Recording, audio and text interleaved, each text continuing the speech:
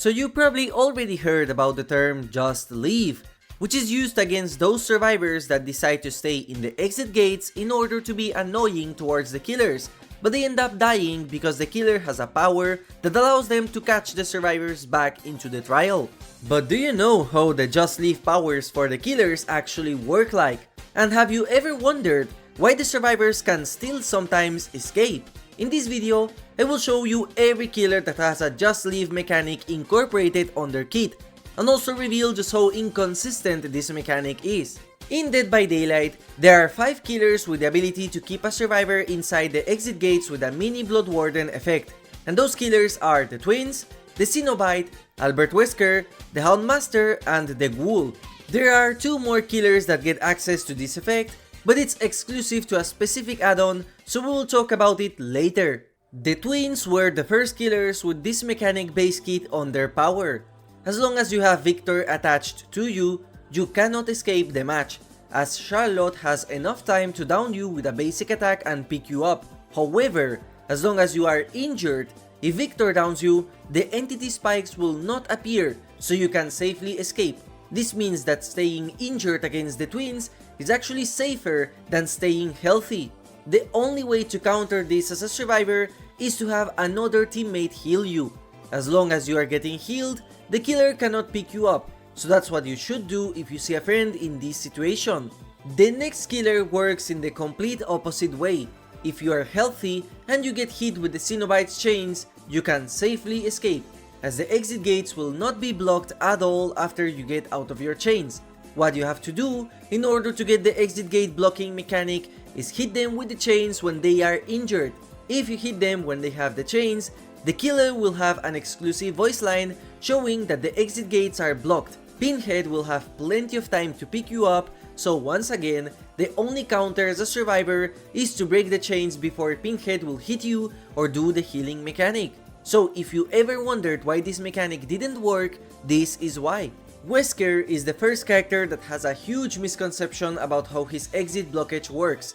So, there are 3 situations with the exit gates as Wesker. If Wesker throws a survivor on the exit gate, they won't escape, as instead, they will be hit with an invisible wall.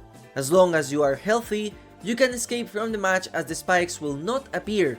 However, if you are injured and you get thrown into the exit gates, the spikes will appear, so you won't have time to escape, and Wesker will have plenty of time to pick you up and hook you. Then there is the second method. If he pins you up against the exit, if you're injured, Wesker will automatically grab you. However, if you are healthy, you will get pinned against the exit gates and the spikes will be up. However, as long as you as a survivor stay near the spikes and not go away, nothing will happen to you, as the blocking is not long enough to keep a survivor locked down. The Houndmaster is currently glitched, and she should be able to block survivors from escaping, but this is currently completely broken. So, as long as Snog is biting you, the exit spikes will appear so you cannot escape. If you are healthy, all you have to do is just wait and exit the match, as the spikes will not be blocked long enough to prevent you from escaping. The problem comes from the fact that if you are injured, the same thing happens. You can escape easily, as the Houndmaster does not have enough cooldown to grab you. This seems to be completely glitched, as what should happen is the same as the Twins and the Cenobite, where downing a survivor that is being hit by Snog will prevent them from escaping the match. This seems to have been changed intentionally by the developers in order to prevent the Houndmaster from keeping healthy survivors inside the match, as you could constantly cycle your dog to do so. And as you can see from this clip, this seems to be unintended, as you would be able to kill a survivor that is completely healthy with the survivor not being able to do anything. The fix to this problem would be to apply the exit gate blockage when you down a survivor that is bit by Snog, and then no problems will happen. Finally, the Ghoul is the last killer with the Blood Warden mechanic base kit. If you grab a survivor with your power, the exit gates will be blocked so you cannot escape. Just like Wesker, as long as you stand near the exit gate, you can escape.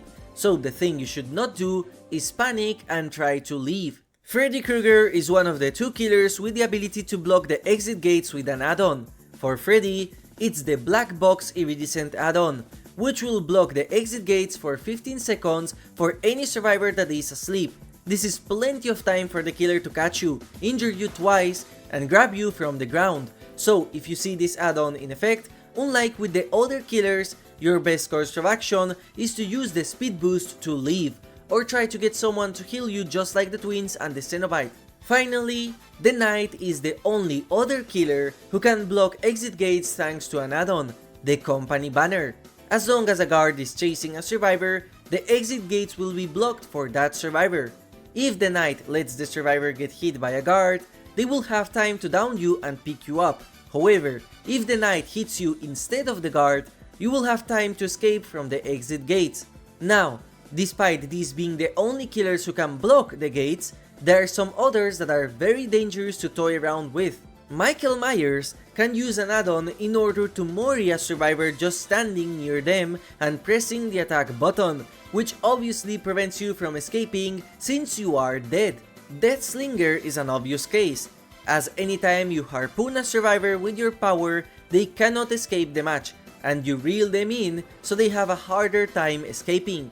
Last but not least, the Trickster has a power mechanic where downing a survivor with your power will force them to do an animation that completely stops them in their tracks.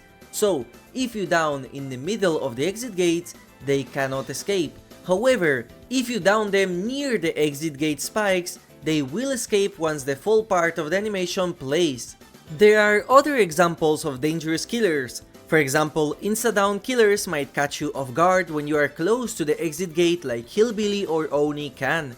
Range killers might down you before you reach the end like Artist and Huntress. And Pyramid Head might use the final judgment on you while you are on the ground, which does not allow other survivors to flashlight save you. However, these are still the most important killers to keep in mind. So the next time you play as a survivor, you know if you should hang out around the exit gates in order to help your teammates out, or just leave and prevent a stupid death from happening. In short, the most important part to remember always is pretty simple. Against the twins, you should be careful if you are healthy. Against the Cenobite, you should be careful if you are injured. Once fixed, you should be careful against the Houndmaster if you are injured. And against Kaneki and Wesker, all you have to do is hug the exit gates once you get injured and you will escape when you get downed. As for Freddy and Knight, if you get caught, your only solution is to hope another survivor will heal tech you on the ground. I hope you enjoyed this video and found it useful. Thank you for watching and have a nice day.